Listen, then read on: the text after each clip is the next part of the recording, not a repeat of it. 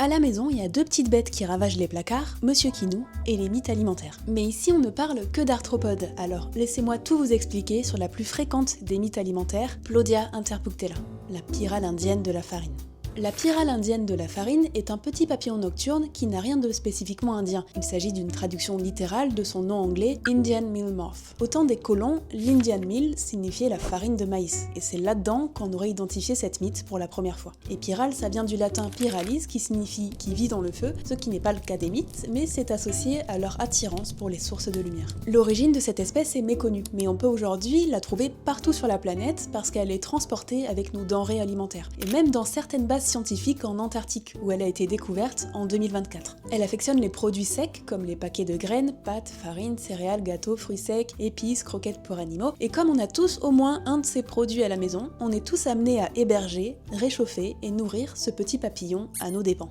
La chenille de Plodia interpunctella ressemble à une larve blanche, jaune, rosée ou verdâtre selon ce qu'elle mange, avec la tête brune et le premier segment orangé. L'adulte, lui, est facilement reconnaissable grâce à ses ailes qui sont beige en haut et cuivrées en bas. Il mesure environ 1 cm de long pour une envergure de 1,5 cm à 2 cm, les ailes déployées. Les mythes adultes ne mangent pas. Leur courte vie d'environ 1 à 2 semaines est entièrement consacrée à la reproduction. La nuit, pour attirer les mâles, les femelles relèvent leur abdomen et émettent des phéromones. Et après quelques présentations, la copulation dos à dos commence. Pendant leurs excursions, certains se retrouvent attirés par les lumières dans des pièces éloignées comme les chambres, ce qui peut les faire passer à tort pour des mythes d'évêtement. Après l'accouplement et avant de mourir, la femelle pond plusieurs dizaines à centaines d'œufs. Ils sont très difficiles à voir à l'œil nu et elle les dépose isolément ou par paquet de 10 à 30 à la surface ou à proximité d'un substrat nourricier. Donc ça peut être dans les angles d'un placard ou sur un paquet de noix. Et c'est là que nos ennuis commencent, puisque c'est pas le papillon, mais la chenille qui est responsable de nos malheurs. Quand les œufs éclosent, environ une semaine plus tard, les petites chenilles qui en sortent se mettent immédiatement à la recherche de nourriture. Elles sont très mobiles grâce à leurs petites pattes et elles sont dotées de pièces buccales rigides grâce auxquelles elles peuvent creuser, percer des trous dans les emballages et grignoter les aliments. Une fois qu'elles ont trouvé nos graines, farine, croquettes ou biscottes, elles se livrent à un véritable festin. Elles tissent de la soie et fabriquent des colliers d'excréments pendant environ 1 mois et 5 à 7 mues, le temps d'atteindre une taille et un poids suffisants pour entamer leur métamorphose.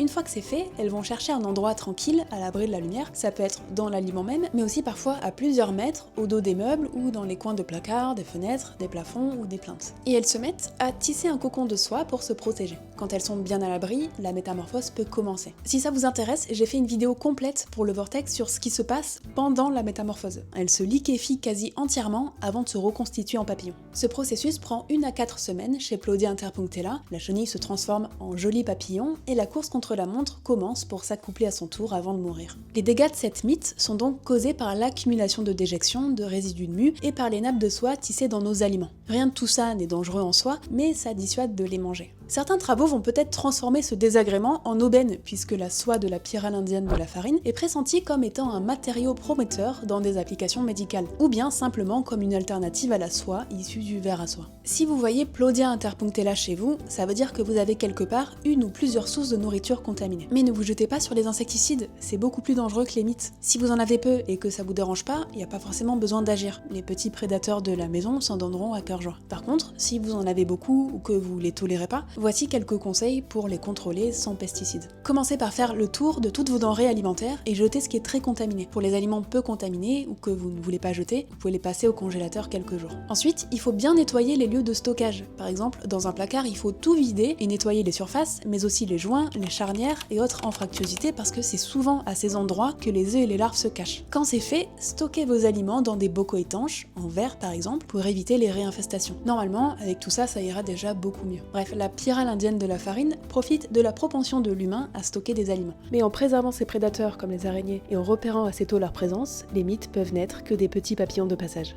Bisous!